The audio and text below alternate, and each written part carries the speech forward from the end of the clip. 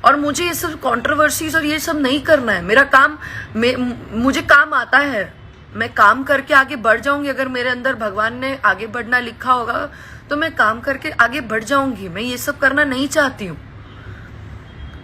मुझसे अगर कोई सवाल पूछ रहे हो, ये मीडियाज जो मैं बहुत ओपनली आज एक बात बोल रही हूँ, अभी जो भी लोग मुझसे अगर ये सवाल पूछते हैं कि मैं किसी के साथ काम नहीं करना चाहती या क्यों नहीं करना चाहती या ये, जी हाँ दोस्तों, आपने सही सुना। देख सकते हो आप, जिस हीरोइन को खेसारी लाल यादव जी ने एक से बढ़ के एक सॉन्ग दिया और एक से बढ़ के एक सॉन्ग में काम किया और हिट किया, वही हीरोइन यामिनी सिंह आज खेसारी लाल और पवन सिंह को भूल चुकी है और अपने आप को घमंड करके बोल रही है कि मुझे काम आता है और मैं अपने आप काम कर सकती हूँ।